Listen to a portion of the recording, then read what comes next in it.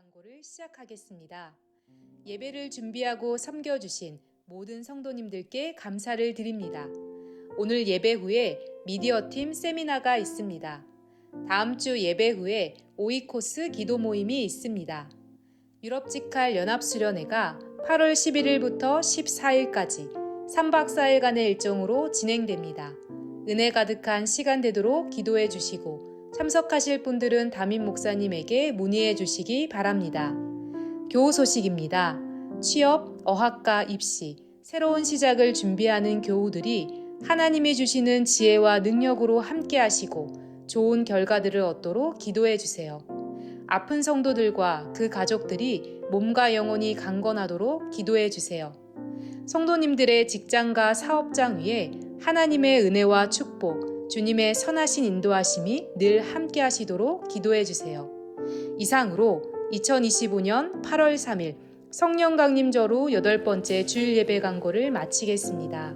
네, 오늘 주일 예배 가운데 나오신 여러분 모두를 주님의 이름으로 축복합니다. 네, 본격적으로 또 휴가와 방학이 시작되고 있습니다. 또 이 날씨에 또 건강 유념하시고 또 좋은 쉼과 회복이 있기를 소망합니다. 제가 잠깐 7월 생일 맞으신 분들 함께 기도하고 또 우리 성도님들을 위해 기도하고 예배에 찬양하며 예배 자리로 나가도록 하겠습니다. 사랑과 은혜가 많으신 아버지 하나님, 또 귀한 여름 날씨 가운데 또 너무 덥지 않게 지켜주신 것 감사합니다. 그러나 또 이 날씨에 감기 걸리지 않도록 건강 지켜주시고 또 특별히 이 여름 휴가 기간을 방학 기간을 맞아 많은 성도님들이 또 한국의 가족들을 방문하고 또 쉼과 회복의 시간을 보내고 있습니다. 아버지, 그 가운데 좋은 만남과 좋은 시간들을 허락하여 주시고 온전한 쉼을 통하여 또 우리에게 주어진 일상을 살아낼 힘과 능력을 허락하여 주옵소서. 특별히 7월 생일을 맞은 우리 성도님들을 축복하며 기도합니다. 박선미 집사님, 이성현 형제, 김혜정 집사님, 김하늘, 이지연, 하나님 이 땅에서 보내주신 것 감사하고 또 하나님 앞에 기도하며 그 삶에 구하며 그 길을 물으며 하나님 살아갈 때에 하나님께서 지혜와 힘과 능력을 더하여 주시고 하나님께서 허락하신 그 소명과 비전을 품으며 주님과 함께 승리하는 삶을 살게 하여 주옵소서. 필요한 모든 것들 공급하여 주시고 건강을 지켜 주옵소서. 또 이 시간 주님 앞에 예배를 올려드립니다. 주님만 영광 받아 주옵소서. 이 모든 말씀 우리 주 예수 그리스도의 이름으로 기도드립니다. 아멘. 샬롬. 이 자리에 예배를 드리러 오신 도르툼즈 성결교회 여러분들 안에 주님의 평안과 사랑이 가득하길 소망합니다. 빈자리가 좀 많은데 그래도 이 빈자리들 또한 성령님께서 가득 채워주실 것을 믿습니다. 아멘. 저희 다 같이 찬양하며 나가시겠습니다.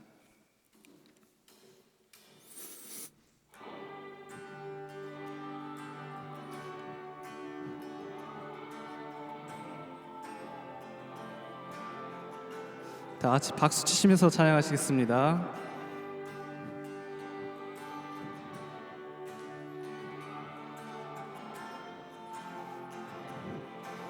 모든 민족에게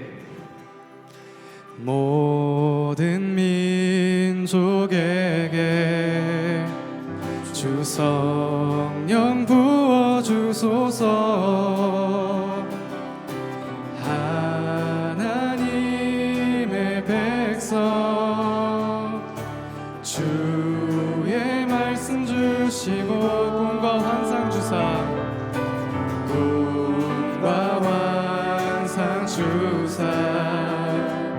주의 비밀 알리소서. 우리 믿사오니 하늘이 주의 날 선포게 하소서. 그날엔 주의 영이 임하여 큰 분이 땅 위에 일어나리라. 모든 영혼 깨어 일어날 때 주 예수를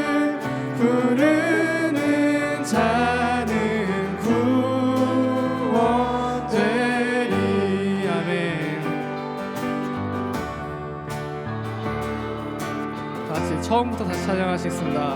모든 열방에게, 모든 열방에게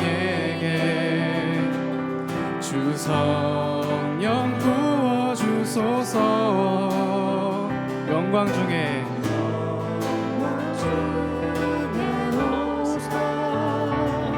주 경외하게 하시고 크신 능력으로 땅과 하늘은 드소서. 주를 기다리니 만물이 주의 날을 보게 하소서. 그날엔 주의 영이, 그날엔 주의 영이 임하여 큰 궁이 땅 위에 일어나리라. 모든 영혼이 일어날 때 주 예수를 부르는 자는 구원. 그날엔 주의 영이, 그날엔 주의 영이 임하여 큰 궁이 땅 위에 일어나리라. 모든 영혼 깨어 일어날 때 주 예수를 부르는 자는 구. 다시 한번 마지막으로 찬양하시겠습니다. 그날엔 주의 영이 임하여, 그날엔 주의 영이 임하여 큰 궁이 땅 위에 일어나리라. 모든 영혼 깨어 일어날 때 주 예수를 부르는 자는 구. 주 예수를 부르는 자는, 주 예수를 부르는 자는 구. 주 예수를 부르는 자는, 주 예수를 부르는 자는 구원되리. 지금 이곳에 성령님이 함께 하시면 내가 믿습니다. 할렐루야. 이 모든 영광 주님께 드립니다. 아멘.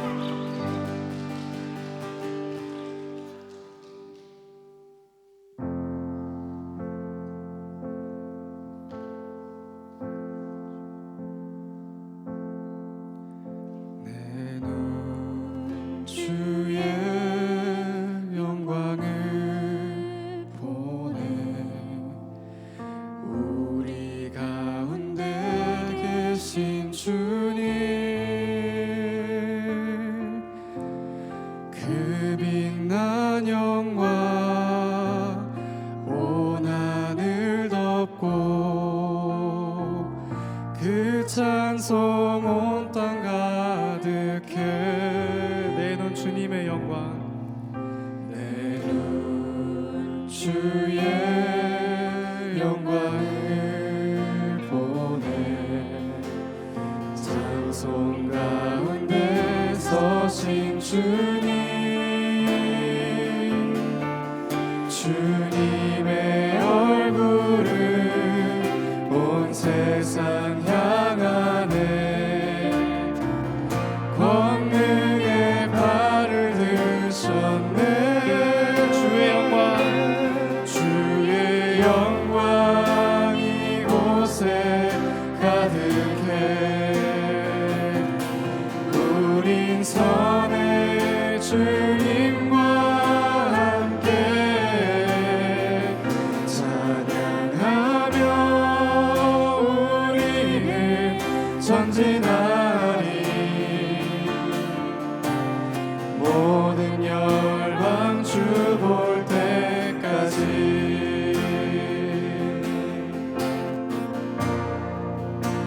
다시 처음부터 선포하시겠습니다. 내 눈 주님의 영광을 보네. 내 눈 주의 영광을 보네. 우리 가운데 계신 주님, 그 빛난 영광 온 하늘 덮고, 그 찬송 온 땅 가득해. 내 눈 주의 영광을 보네. 찬송 가운데 서신 주님의 얼굴을 온 세상 향하네. 권능의 팔을 드셨네. 주의 영광 이곳에 가득해. 우린 선의 주님과 함께 찬양하며 우리는 전진하리. 모든 열방 주 볼 때까지 주의 영광 이곳에 가득해. 우린 선의 주님과 함께 찬양하며 우리는 전진하리. 모든 열방 주 볼 때까지. 물이 바다 덮음같이, 물이 바다 덮음같이 여호와의 영광을 인정하는 것이 온 세상 가득하리라. 물이 바다 덮음같이, 물이 바다 덮음같이, 물이 바다 덮음같이, 물이 바다 덮음같이, 물이 바다 덮음같이 여호와의 영광을 인정하는 것이 온 세상 가득하리라. 아멘. 물이 바다 덮음같이, 물이 바다 덮음같이, 물이 바다 덮음같이. 이 시간 다같이 기도하시겠습니다. 주님의 영광이 이 땅에 가득히 넘쳐나길 소망합니다. 주님의 복음이 도르트문트에, 그리고 독일 땅에, 대한민국 땅에, 그리고 온 땅의 세상에 벌쳐 주님의 영광이 그리고 평안이 가득 차기를 소망합니다. 이 시간 다같이 주님의 이름을 한번 외치며 다같이 기도하시며 나아가시겠습니다. 주여!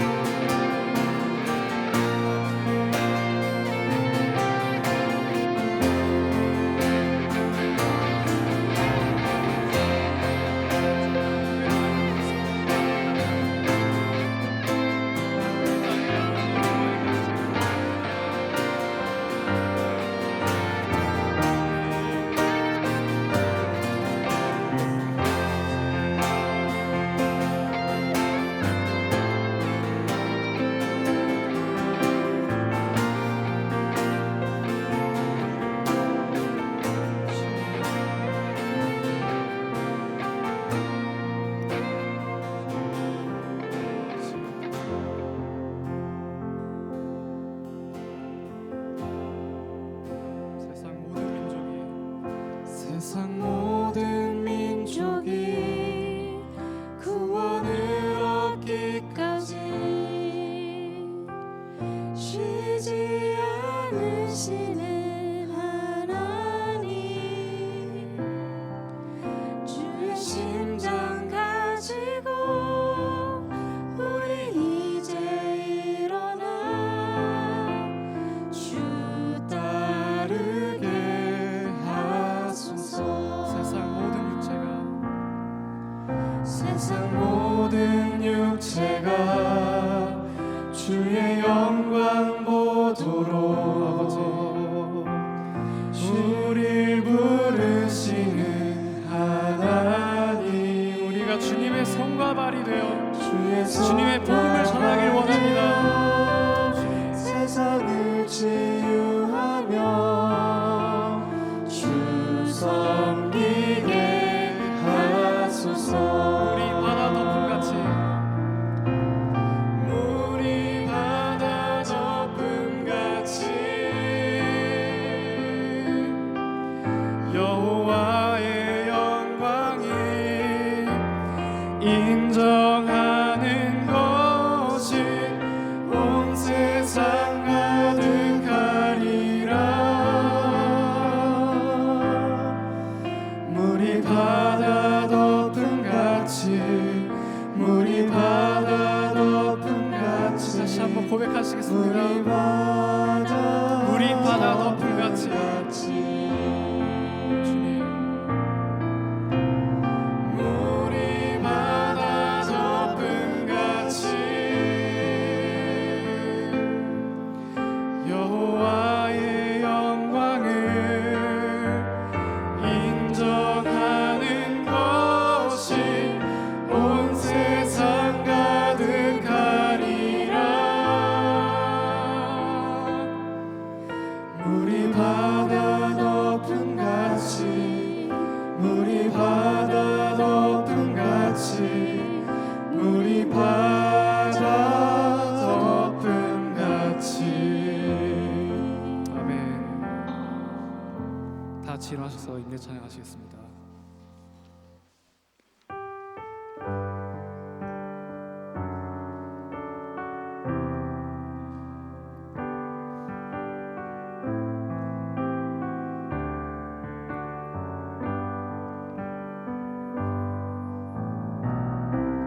창조의 아버지,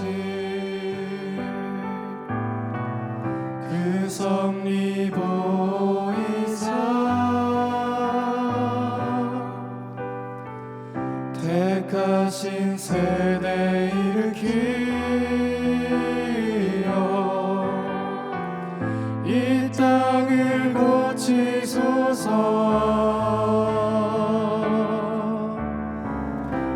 주의 크신 능력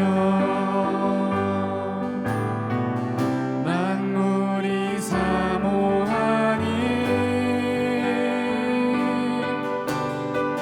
성령의 기름 부어주사 이 시간 임하소서. 주 영광 여기 임하사 열방 향해 그 빛 비추소서.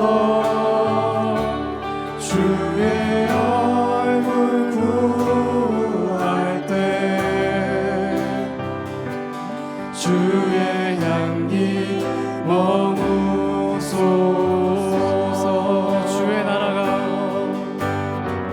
주의 나라가 임하오시며 주님의 뜻이 이루어지이다. 이 땅 가운데 하나님 아들 영광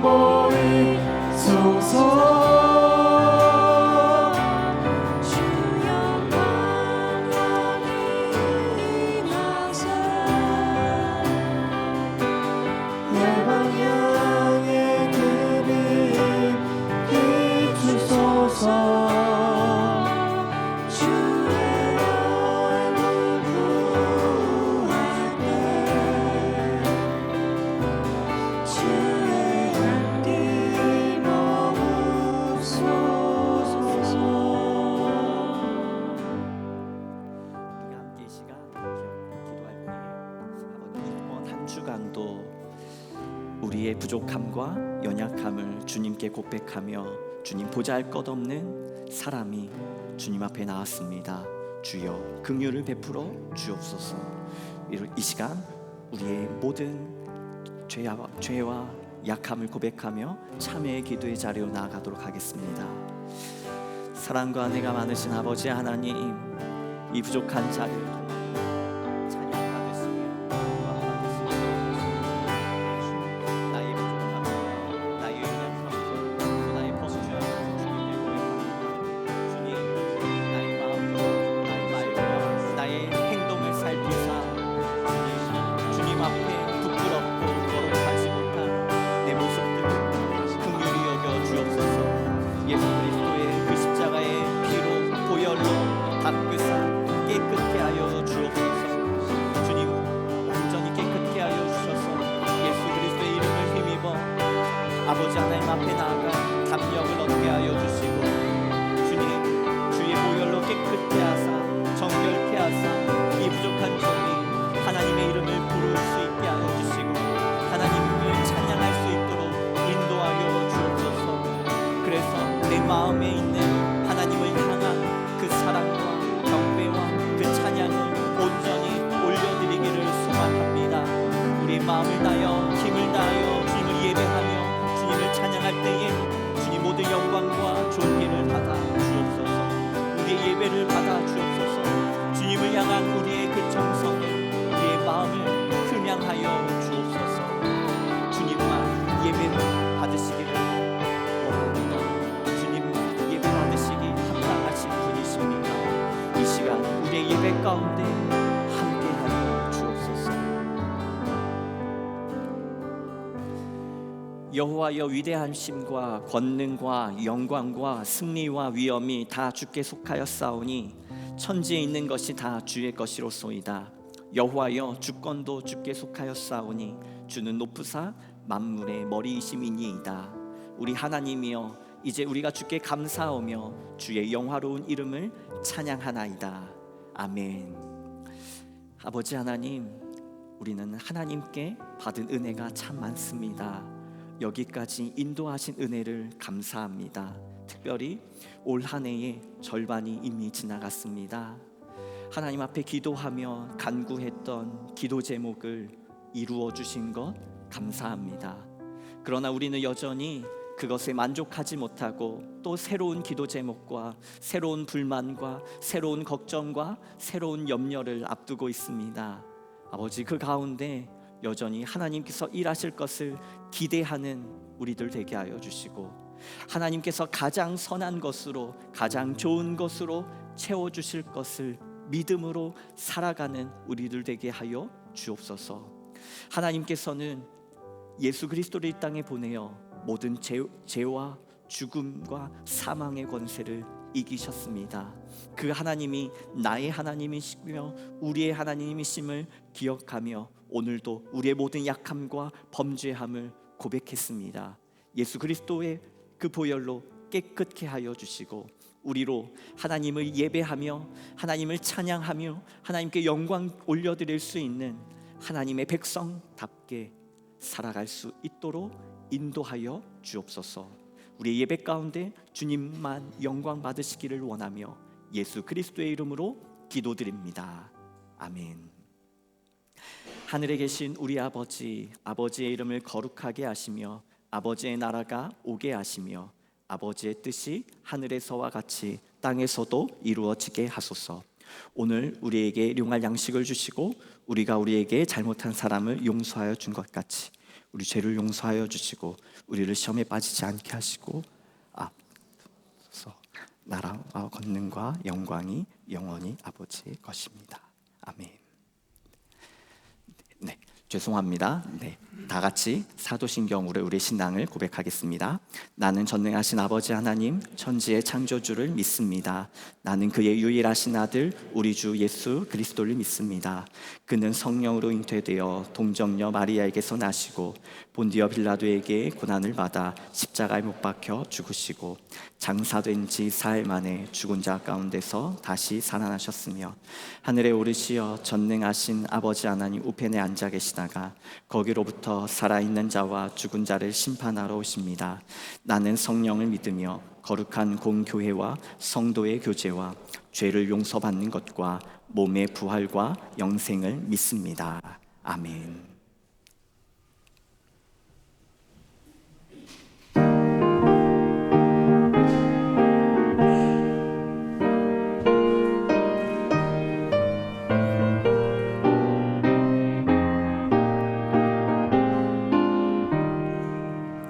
어린 길 따르라 해의 길 세계 만민의 참된 길 이 길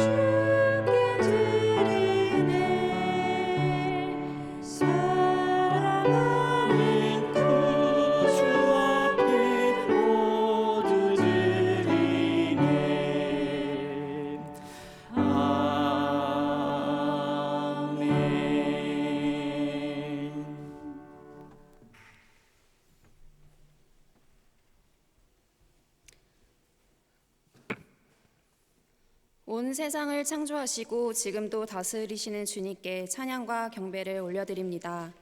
오늘도 거룩한 예배의 자리에 저희가 함께 예배하게 하시니 감사드립니다. 이 시간 마음을 모아 예배드리오니 성령 하나님 우리 가운데 임하여 주옵소서. 독생자 예수 그리스도를 이 땅에 보내시고 십자가 보혈로 우리의 죄를 씻으시며 하나님의 자녀 삼아주신 그 크신 은혜에 감사드립니다. 그 사랑과 자비를 기억하며 오늘 이 예배를 온 마음과 정성으로 주님께 드립니다. 주님, 지난 한 주간도 우리의 연약함 속에 살았습니다. 주님의 뜻보다 우리의 뜻을 앞세우고 말씀과 기도를 소홀히 한 죄를 고백합니다. 육신의 생각과 세상의 편안함에 머물렀던 저희를 예수 그리스도의 보혈로 우리의 죄를 씻어주시며 날마다 새롭게 변화되어 그리스도의 성품을 닮아가게 하옵소서. 오늘 드리는 예배 가운데 주님의 음성에 귀 기울이게 하시고 성령의 역사로 우리의 믿음이 새로워지게 하옵소서. 이 시대 속에서 주님의 뜻을 분별하며 받은 은혜가 삶으로 이어지는 참된 예배자가 되게 하옵소서. 주님, 지금까지 우리 도르트문트 성결교회를 인도하신 은혜에 감사를 드립니다. 우리 교회가 주님의 비전 안에 하나 되어 세상을 향해 사랑과 복음을 실천하는 공동체로 세워지게 하셔서 이 교회가 이 땅 위에 선교적 사명을 감당하는 복음의 통로가 되게 하옵소서. 앞으로의 걸음도 주님 손에 맡겨드리오니 교회가 기도하고 목표하는 길에 선하게 인도하여 주옵소서. 방학과 휴가로 한국을 방문하거나 여행 중인 성도들이 있습니다. 지친 몸과 마음을 회복시켜 주시고 어디에 있든지 말씀과 기도로 충만한 시간 되게 하옵소서. 성령 안에 깊이 뿌리 내리고 주님과의 교제가 더 깊어지는 은혜를 누리게 하옵소서. 담임 목사님과 모든 교역자들에게 성령의 기름 부으심을 더하시고 말씀을 전할 때마다 능력 있게 선포되게 하시며 맡겨진 사역을 지혜롭고 담대하게 감당하게 하옵소서. 그들의 가정과 모든 삶의 자리에도 주님의 평안과 인도하심이 늘 함께하여 주옵소서. 또한 보이지 않는 곳에서 예배를 섬기는 모든 봉사자들의 수고를 기억하여 주시고 기쁨과 감사로 섬기며 그들에게 은혜와 복을 더하여 주옵소서. 꿈땅 아이들과 빛땅 청소년들이 지금 예배를 드리고 있습니다. 이 귀한 시간 속에 하나님의 사랑을 깊이 깨닫게 하시고 말씀을 배울 때 성령께서 친히 역사하셔서 지식과 이성 넘어 하나님의 마음을 깨닫게 하옵소서. 그들을 가르치고 돌보는 교사들과 교역자들에게 지치지 않는 힘과 기쁨을 더하여 주옵소서. 다음 세대가 믿음 위에 굳게 서서 하나님의 나라를 이끌어갈 일꾼으로 자라나게 하옵소서. 청년부 가운데에도 주님이 예비하신 길을 보여주시고 불확실한 상황 속에서도 믿음으로 담대히 걸어가게 하옵소서. 서로의 교제 속에 주님의 사랑이 넘치고 선한 영향력을 나누는 공동체가 되게 하옵소서. 육신의 병, 경제적 어려움, 관계와 삶의 문제로 고통받는 성도들을 기억해 주시고 주님의 손으로 위로하시며 회복의 은혜를 부어 주시옵소서. 어떤 상황 속에서도 주님을 의지하며 믿음으로 일어서는 은혜를 경험하게 하옵소서. 오늘 말씀을 전하실 김은마 목사님께 성령의 충만함을 부어주시고 그 입술을 통해 선포되는 말씀이 생명의 능력으로 다가오게 하옵소서. 말씀이 각자의 삶 속에서 구체적인 순종으로 이어지게 하시고 우리 모두가 주님의 증인으로 살아가게 하옵소서. 오늘 드리는 이 예배가 하나님께 온전히 올려지는 예배가 되기를 간절히 소망하며 우리의 구원자 되시는 예수 그리스도의 이름으로 기도드립니다. 아멘.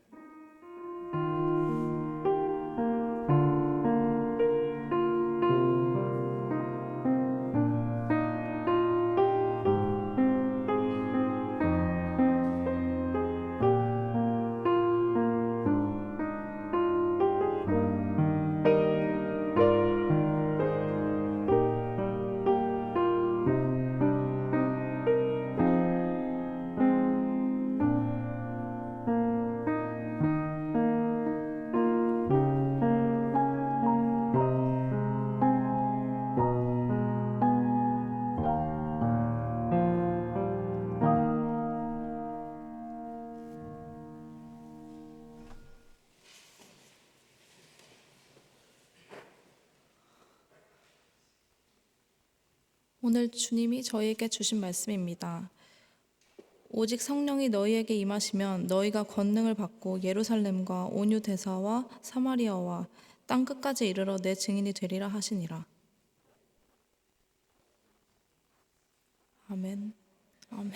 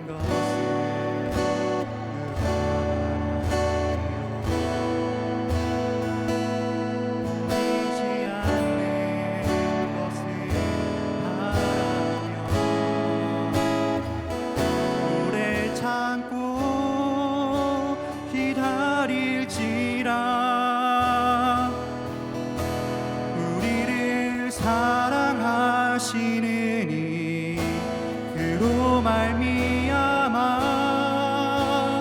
우리가 넉넉히 이기느니라. 우리를 사랑하시느니 그로 말미암아 우리가 넉넉히 이기느니라. 보이는 소망은 소망이 아니니 보이는 것을 누가 바라리요. 보이지 않는 것을 바라며 오래 참고 기다릴지라. 우리를 사랑하시느니 그로 말미암아 우리가 넉넉히 이기느니라. 우리를 사랑하시느니 그로 말미암아 우리가 넉넉히 이기느니라.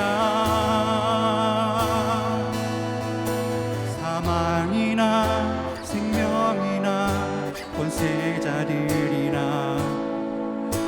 현재일이나 나중일이나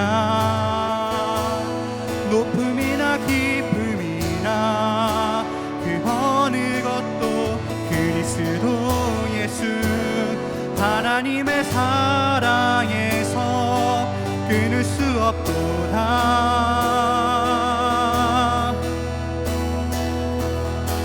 우리를 사랑하시느니 그로 말미암아 우리가 넉넉히 이기느니라. 우리를 사랑하시느니 그로 말미암아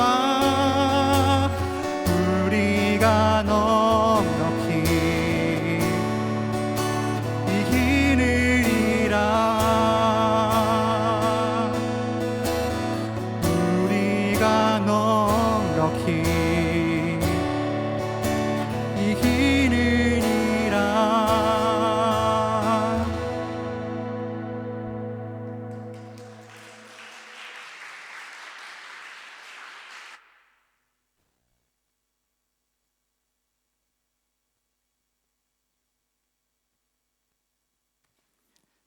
네, 귀한 찬양 감사드립니다. 로마서 8장의 말씀이 오늘 불러주신 찬양의 가사인데요.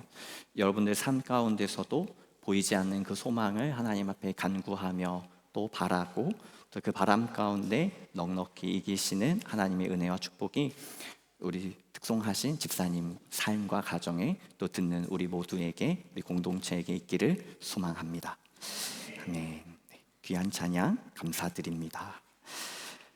제가 계속해서 초대교회에 대한 말씀을 나누고 있습니다. 오늘 본문을 우리 다시 한번 읽어보도록 할까요? 너무 짧아서 당황할 수 있는 정도의 분량이에요. 외우실 수 있는 분들은 우리 함께 사도행전 1장 8절 말씀 외우거나 또 봉독하도록 하겠습니다.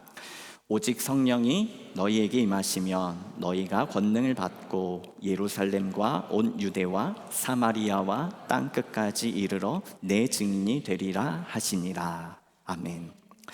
오늘 말씀은 마태복음 28장 18절부터 20절에 기록된 그레이트 미션이라는 지상 대명령의 본문과 연결되어 있는 본문입니다.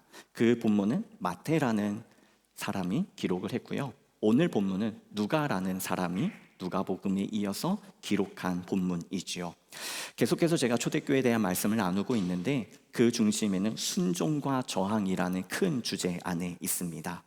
이 초대교회는 예수를 나의 하나님, 나의 그리스도로 고백하는 신앙을 가진 사람들입니다. 그리고 그 신앙 때문에 박해와 고난과 어려움을 겪었습니다. 감옥에 갇히기도 하고 죽임을 당하기도 했습니다. 그러나 초대교회 성도들은 끝까지 그들을 위협하는 그 어떤 것에도 굴복하지 않는 저항하는 신앙을 보여주었습니다. 끝까지 신앙을 지키고 예수 그리스도를 믿는 믿음 안에서 하나님 말씀에 순종했습니다. 그 순종의 결과가 무엇이냐면요, 복음이 예루살렘으로부터 온 유대로 또 사마리아로 땅끝까지 이르러 하나님의 복음이 확장되는 것입니다.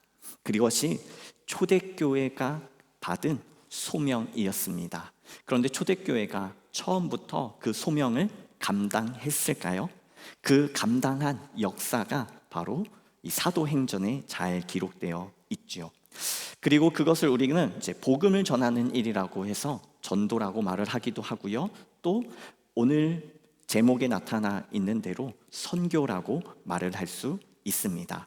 그래서 교회가 감당해야 할 하나님의 사역들이 다양하지만 그 가운데서도 핵심 사역 중에 한 가지를 우리는 선교라고 말을 합니다. 그러면 여러분, 선교의 의미를 잘 아십니까? 선교하면 무엇이 떠오르십니까? 사실 저에게도 누군가 선교라고 묻는다면 아무래도 이제 동유럽 근처에 있는 동유럽 혹은 아프리카, 동남아시아 이제 이런 지역에서 하나님의 사역을 감당하시는 선교사님들이 떠오르기 마련입니다. 그렇지만 그것이 선교의 전부는 아닙니다. 선교란 예수 그리스도의 복음을 전하고 나누는 모든 사역을 의미합니다. 그래서 어떤 경우는 의료 선교를 하신다고 말을 하고 또 문서 선교를 한다고 말씀하시고 또는 교육 선교를 하신다고 말을 하기도 합니다. 이처럼 복음을 직접적으로 전하기도 하고 혹은 간접적으로 복음을 전하는 이 모든 것이 선교입니다. 그래서 선교는 선교사님들만 하는 것이 아니라 사실 교회의 사명이기도 합니다. 저와 여러분 또한 이미 선교의 사역을 하고 있고 감당하고 있는 것이지요. 그래서 이 선교는 초대교회뿐만 아니라 모든 성도들을 향하신 하나님의 부르심 사명에 순종하는 것입니다. 그럼에도 불구하고 우리는 한 가지 질문을 하게 됩니다. 왜 초대교회 성도들은 이토록 박해의 상황 속에서도 복음을 전할 수 있었고 선교의 사명을 감당할 수 있었는가? 이 질문에 우리는 그 답을 찾아보아야 합니다. 먼저는 이 사명이 하나님께서 그리고 또한 그리스도께서 주신 사명이라는 것입니다. 이 말씀은 하나님께서 가지고 계신 구원 계획이면서 동시에 예수 그리스도를 통하여 성도들에게 주어진 부탁이며 명령입니다. 그렇기 때문에 예수 그리스도를 구주로 고백한 성도들은 박해와 또 죽음의 위험 가운데서도 이 사명을 붙들며 살아갔던 것입니다. 그들은 자신의 삶을 걸고 복음의 증인으로 살아갔습니다. 사도행전 1장 8절의 말씀처럼요. 그들은 복음의 주인으로 살아가는 것이 그들의 삶의 핵심이라고, 그들의 삶의 이유라고 알고 있었습니다. 이미 예수 그리스도의 십자가의 은혜를 경험했고 성령의 임재와 충만하심 가운데서 그들의 삶이 변하는 것을 체험했기 때문입니다. 복음의 능력이 그들의 생각을, 그들의 삶을, 그들의 전부를, 정체성을 변화시켰습니다. 그리고 변화된 그들은 복음을 나타내는 곧 선교의 삶을 살아갔던 것이죠. 그래서 선교는 사람의 열심과 헌신이 반드시 필요합니다. 그리고 거기에 하나님의 일하시는 성령의 역사가 더해지는 것이지요. 그래서 성령을 우리는 미시오 데이라고 해서 하나님의 선교, 하나님의 사역이라고 말을 하는 것입니다. 하나님께서 하나님의 사람들을 불러서 하나님의 일을 이루어 가시는 것, 그것이 바로 선교입니다. 그래서 바울은 훗날 이렇게 고백합니다. 바울은 심고 아볼로는 물을 주었으되 오직 자라게 하신 이는 여호와 하나님이시라. 이것은 선교가 혹은 하나님의 사역이 무엇인지를 잘 설명해 주시는 거죠. 사람의 수고와 하나님의 인도하심 가운데 하나님께서 열매 맺게 하신다는 사실입니다. 초대교회의 선교가 딱 그러했습니다. 그 내용이 우리가 읽은 사도행전의 1장부터 28장까지 본문에 잘 나타나 있죠.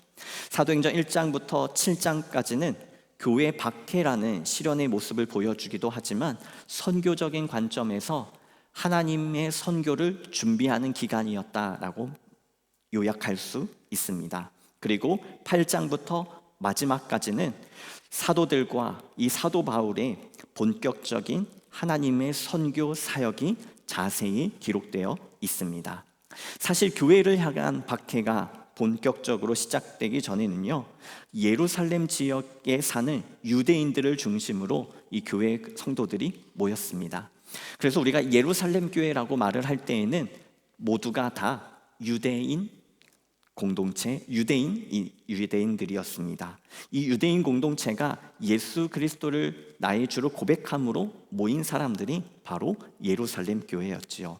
당시의 예루살렘 교회를 설명하는 성경 본문이 있는데요, 사도행전 6장 7절의 말씀입니다. 제가 한번 읽어보도록 하겠습니다. 하나님의 말씀이 점점 왕성하여 예루살렘에 있는 제자의 수가 더 심히 많아지고 허다한 제사장의 무리도 이 도에 복종하니라. 그러니까 사도들은 이미 그들의 사역이 매우 성공적이라고 평가하고 있었습니다. 이렇게 예루살렘 교회는 매우 안정적으로 세워져 갔고 또 그들의 믿음의 분량이 성장하고 있었고 점점 더 많은 사람들에게 복음이 전해졌을 뿐만 아니라 그들도 복음을 받아들이고 예수를 나의 주로 고백했다는 사실이지요. 그렇게 성령의 임재도 성령의 역사도 나타났습니다. 그런데 문제는 그 다음입니다. 점점 이 교회 공동체가, 예루살렘 교회가 그 세력이 커지자 유대인들과 로마 정부로부터 경계가 시작되었습니다. 그리고 교회 공동체를 향한 박해가 일어나서 성도들은 예루살렘이 아닌 다른 지역으로 흩어지게 되었습니다. 이때를 기독교 역사에서 아마 네로 황제가 통치하던 그 시기와 맞물려 있다고 해석을 합니다. 사도행전 8장 1절을 우리 함께 읽어볼까요? 네, 시작. 그날에 예루살렘의 교회에 큰 박해가 일어났다. 그래서 사도들 이외에는 모두 유대 지방과 사마리아 지방으로 흩어졌다. 사도행전 1장 8절에 어떻게 말씀을 기록되고 있죠?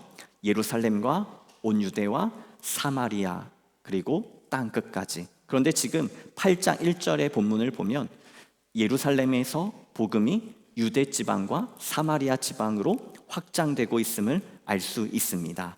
그리고 그 사람들이 단순히 이사를 한 것을 의미하는 것이 아니에요. 8장 4절과 5절의 말씀을 이어서 보도록 하겠습니다. 시작. 그런데 흩어진 사람들은 두루 돌아다니면서 말씀을 전하였다. 빌립은 사마리아 성에 내려가서 사마리 사람들에게 그리스도를 선포하였다. 아멘. 그들은 흩어져서 하나님의 사역을 감당했습니다. 그러면 우리는 흩어짐의 의미를 기억해야 합니다. 사람들은 기본적으로 흩어지는 걸 좋아하지 않습니다. 창세기 12장에서도 보면요, 사람들이 흩어지지 않기 위해서 바벨탑을 쌓았습니다. 그들은 모여서 똘똘 뭉쳐서 그들 스스로 하나님이 되기 위해서 바벨탑을 올려놓으려고 했죠. 그때 하나님께서는 사람들의 언어를 혼잡하게 하셔서 강제로 그들을 흩어 놓으셨습니다. 그리고 등장하는 사람이 누구냐면요, 아브라함이에요. 우리는 아브라함을 통해 믿음의 조상이 세워졌고 그 하나님을 믿는 신앙이 시작되었다고 말합니다. 초대교회가 확장되던 그때에도 하나님께서는 비록 이 교회가 박해받는 사건을 겪고 있지만 이 흩어짐을 통해 성도들이 옮겨졌고 그리고 그곳에서 복음이 옮겨져 감을 알 수 있습니다. 복음이 옮겨졌다는 것은 또한 교회가 확장되어 가고 있다는 것을 말씀하는 것이고 선교의 역동성을 우리는 오늘 본문에서 읽을 수 있는 것입니다. 비록 초대교회 성도들에게는 실망도 있었을 것입니다.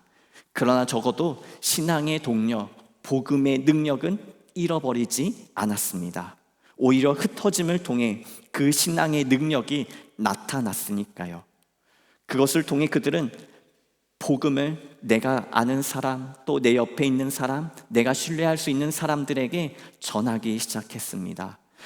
그들이 전한 것은 단순히 예수 그리스도의 복음이었는데 그 복음 안에서 성령 하나님께서 일하시니까 복음의 열매가 나타나기 시작했습니다. 그래서 그들이 사는 곳곳에 작은 교회들이 세워졌고 선교의 역사가 본격적으로 시작되었습니다. 그들은 단순히 도망간 것도 아니고 숨지도 않았습니다. 그렇기 때문에 교회가 흩어졌지만 교회는 무너지지 않았던 것입니다. 오히려 이 흩어짐은 열방을 향한 하나님의 보내심과 부르심이 되어진 것이죠.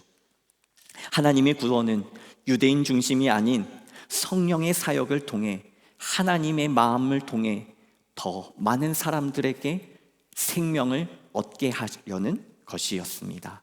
그래서 이 교회 공동체는 유대인 중심으로부터 복음 중심의 공동체로 발전해 갔습니다.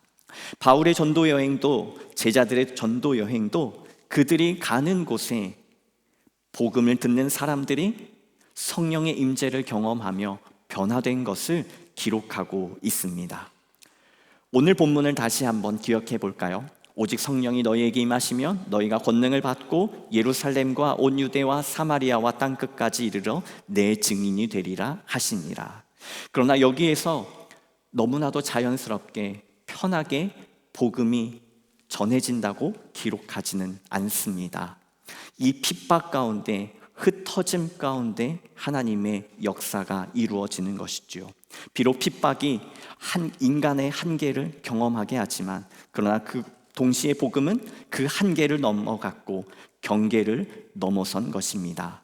이 말씀이 어떻게 이루어지냐면요, 이어지는 8장에 이 사도 그리고 빌립 집사가 사마리아 지방에 가서 복음을 전합니다. 또 거기에서 에티오피아의 여왕 간다게의 내시에게 복음을 전합니다. 또 10장에서 이 베드로는 이탈리아 부대의 백부장 고넬료에게 복음을 전합니다. 사도행전 10장 1절부터 2절 말씀을 우리 함께 읽어보도록 하겠습니다. 시작. 가이사랴에 고넬료라는 사람이 있었는데 그는 이탈리아 부대라는 로마의 백부장이었다. 그는 경건한 사람으로 온 가족과 더불어 하나님을 두려워하며 유대 백성에게 자신 자선을 많이 베풀며 늘 하나님께 기도하는 사람이었다. 이어지는 44절, 45절입니다. 베드로가 고넬료의 집에 가서 복음을 전합니다. 그리고 베드로가 이런 말을 하고 있을 때에 그 말을 듣는 모든 사람에게 성령이 내리셨다. 할례를 받은 사람들 가운데서 믿게 된 사람으로서 베드로와 함께 온 사람들은 이방 사람들에게도 성령을 선물로 부어주신 사실에 놀랐다. 그리고 베드로는 고넬료와 고넬료 집에 있는 사람들에게 세례를 베풀었습니다. 사마리아를 넘어 좋은 말로 외국인, 유대인이 아닌 이방인에게 복음이 전해지고 있음을 알 수 있습니다. 그런데 여러분들께서 지난주 설교를 기억하신다면 지금 이 본문에서 의문점을 가지셔야 돼요. 네, 제가 물어보진 않을게요. 왜 그런지는요. 이제 사도행전 10장 1절, 2절 말씀 다시 한번 보여주시겠어요? 1절 보시면 그는 이탈리아 부대 로마 군대의 백부장이었습니다. 그러니까 직업이 뭐예요? 군인인 거예요. 지난주에 제가 초대교회 성도들은 군인에게는 세례를 주지 않는다고 말씀을 드렸어요. 왜냐하면 특히 로마의 군대는 로마 황제를 섬기는 사람입니다. 황제를 섬기는 사람에게 초대교회는 세례를 주지 않았어요. 왜요? 두 주인을 섬기게 되기 때문입니다. 군인을 포기해야지만 세례를 받을 수 있었어요. 그런데 사도행전 10장에서는 이 고넬료라는 이방인 군인에게 세례를 베풀었다고 기록합니다. 우리는 여기에서 그 가르침하고 성경이 다르다라고 이해해서는 안 되고요.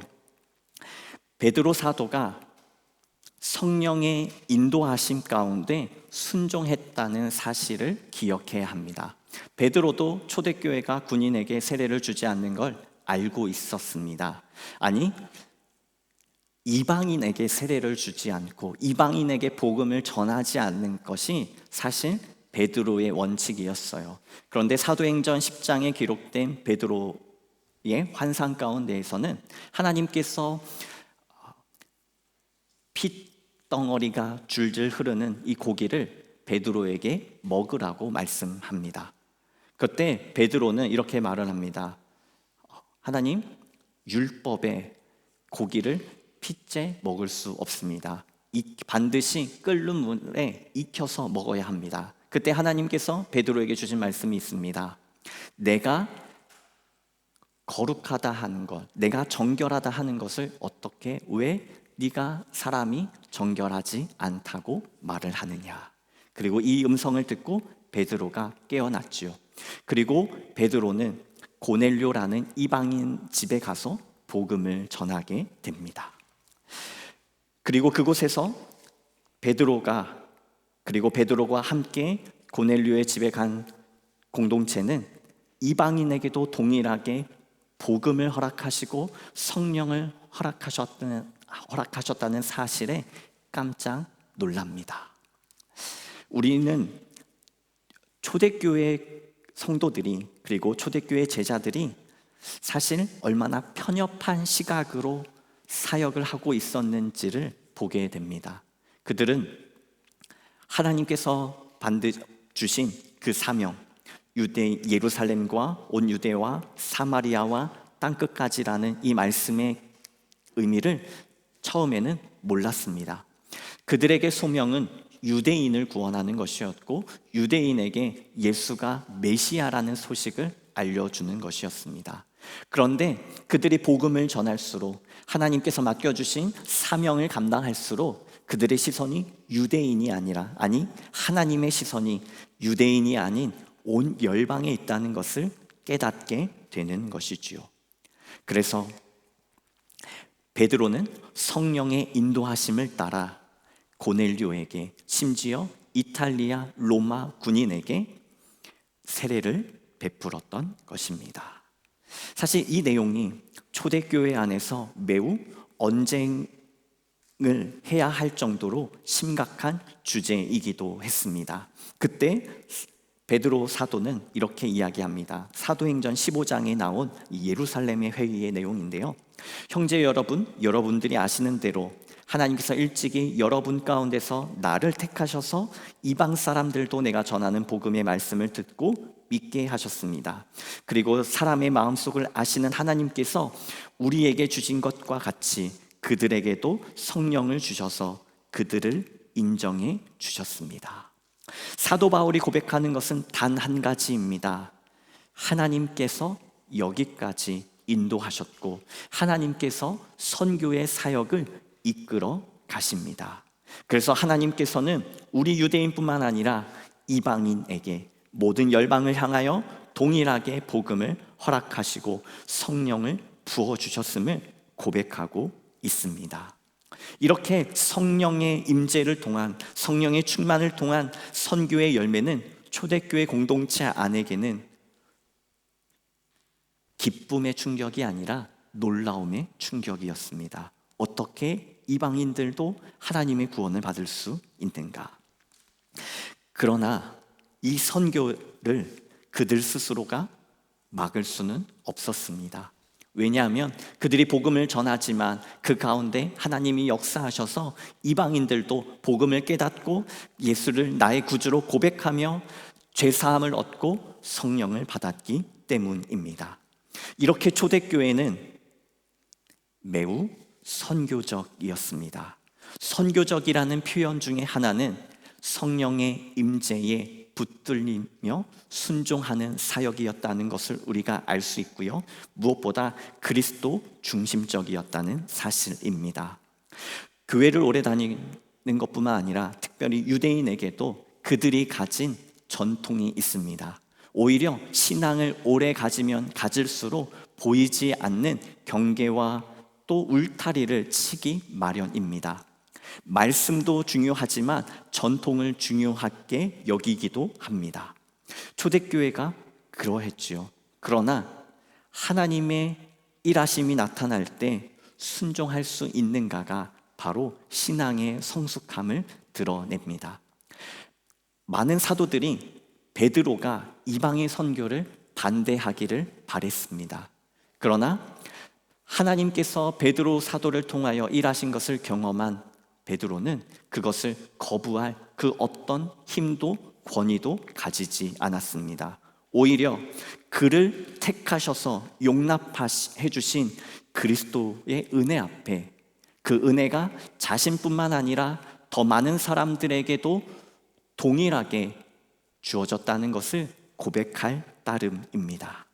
하나님의 마음을 가지고 복음을 살아내는 삶이 바로 선교를 시작할 수 있었던 힘이었고 또 그것을 통해 선교를 이루어내는 유일한 힘이었습니다. 여러분들의 삶은 그리고 우리 교회는 선교적입니까? 초대교회 성도들과 마찬가지로 어쩌면 우리는 우리 안에 울타리에 갇혀져 있지는 않습니까? 그러나 초대교회 성도들과 마찬가지로 하나님께서는 저와 여러분을, 우리 교회를 선교의 자리로 부르고 계십니다. 이미 부르셨고 사실 이미 그 사역을 시작하셨습니다. 왜요?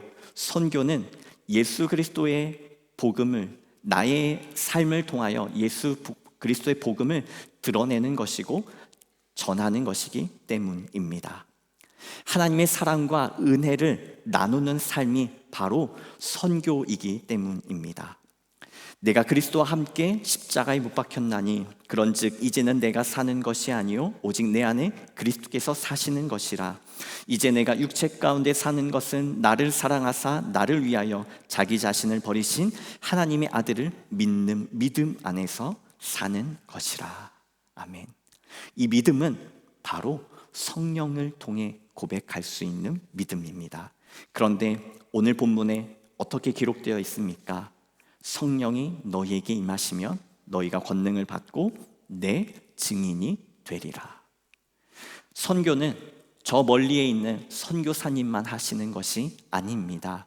예수 그리스도의 복음을 받아들이고 증인으로 살아가는 모든 사람들이 살아가는 삶이 바로 선교입니다. 우리는 선교라는 타이틀을 붙여야지만 선교라고 생각하지만 초대교회의 모습은 그냥 복음을 간직하고 복음을 소중히 여기며 살아갔을 뿐입니다. 맡겨주신 자리에 순종했을 뿐입니다. 그 가운데 하나님께서 그 순종을 기뻐하셨고 그 순종을 사용하셔서 성령의 열매를, 선교의 열매를 거두게 하신 것입니다. 오늘날에도 동일합니다. 우리가 예수 그리스도를 믿는 성도로 살아갈 때에 그 삶을 통해 누군가가 예수 그리스도의 사랑과 복음을 배우고 깨닫고 경험하고 있다면 여러분께서는 이미 선교의 삶을 살아가고 계신 것이고 선교의 사명을 감당하고 계신 것입니다. 선교는 특별한 사람의 일이 아니라 예수의 증인으로 살아가는 모든 성도의 일상이 되어야 합니다. 제가 한 책을 읽다가 너무 좋은 내용을 발견해서 함께 나누도록 하겠습니다. 선교는 위대한 일보다 작은 충성의 반복입니다. 복음을 전하는 작은 대화, 친절한 행동, 기도, 섬김 하나하나가 하나님 나라를 확장하는 그리스도의 마음을 나타내는 선교입니다. 아멘. 여러분 한 사람 한 사람을 통하여 우리 교회를 통하여 하나님의 선교는 계속되고 있습니다. 세상을 향한 흩어짐을 통하여 복음을 나타내며 복음의 증인으로 살아가십시오. 고난 속에서 복음의 열매를, 무엇보다 성령의 열매를 맺으며 살아가십시오. 그 가운데 하나님이 일하십니다. 십자가 복음의 증인으로 하나님의 백성으로 복음을 위해 경계를 허물고 한계를 뛰어넘으며 선교적 삶을 살아가는 성도로, 교회로 오늘 이 시대 가운데 살아가는 저와 여러분 되시기를 주님의 이름으로 축복합니다. 기도하겠습니다. 사랑과 은혜가 많으신 아버지 하나님, 오늘 본문의 말씀을 가운데 성령이 너희에게 임하시면 예루살렘과 온 유대와 사마리아와 땅끝까지 이르러 내 증인이 되리라 하시니라. 아버지, 오늘 우리가 살아가는 그 삶의 자리에서 복음의 증인으로 살게 하여 주옵소서. 나의 말과 나의 생각과 나의 행동을 통해 누군가가 예수 그리스도를 보게 하시고 복음을 느끼게 하시고 복음을 고백되는 선교의 도구로 우리를 사용하여 주옵소서. 특별히 우리 성도님들의 사업장과 직장과 학업 가운데 또 앞으로 살아가는 그 모든 순간에서 주님이 드러나기를 소망하며 또 그것이 선교의 도구로 쓰임받게 하여 주옵소서. 그래서 하나님께서 그 모든 것들을 축복하여 주시고 넉넉하게 하여 주시며 무엇보다 필요한 모든 것들을 공급하여 주옵소서. 그래서 우리에게 주신 것으로 말미암아 그리스도를 자랑하며 고백하는 선교의 삶을 살게 하여 주옵소서. 그 가운데 열매 맺도록 주님 역사하여 주옵소서. 이 시간 주님 앞에 귀한 예물을 드립니다. 이 예물에 담긴 하나님을 향한 사랑과 정성을 기억하여 주시고 귀한 예물이 주님의 일에, 복음을 전하는 일에, 무엇보다 선교에 쓰임받게 하여 주옵소서. 주님, 특별히 우리 모두에게 더 드릴 수 있는 넉넉한 형편과 믿음도 허락하여 주셔서 주의 백성들이 하나님 일에 더 헌신하며 쓰임받도록 인도하여 주옵소서. 이 모든 말씀 우리 주 예수 그리스도의 이름으로 기도드립니다. 아멘. 우리 다 같이 일어나셔서 위탁의 말씀 교독하겠습니다. 내가 곧 생명의 떡이니 내게 오는 자는 결코 줄이지 아니할 터이니 나를 믿는 자는 영원히 목마르지 아니하리라. 예수께서 친히 나무에 달려 그 몸으로 우리 죄를 담당하셨습니다. 그러므로 예수 그리스도의 사람들은 그의 죽으심과 부활, 승천과 다시 오심을 마음에 새기며 항상 복음으로 생명까지 나아가는 삶을 살아야 합니다. 소금의 삶, 빛의 삶을 살겠습니다. 화평케 하는 자가 되겠습니다. 소외되고 연약한 자들을 위로하고 섬기며 내가 인정받으려기보다 먼저 남은 있는 그대로 주하겠습니다.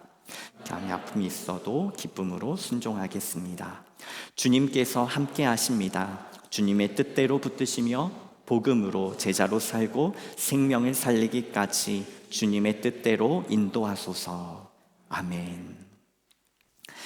지금은 우리 주 예수 그리스도의 은혜와 놀라우신 하나님의 사랑과 성령의 교제하시며 교통하심이 오늘 말씀 가운데 초대교회 성도들이 살아낸 순종과 저항의 정신을 본받아 주님 앞에 이 땅에서 선교의 마음을 가지고 복음의 증인으로 살기를 결단하는 당신의 귀한 백성들 머리머리 위에 지금으로부터 영원까지 함께 하시기를 간절히 축원하옵나이다. 아멘.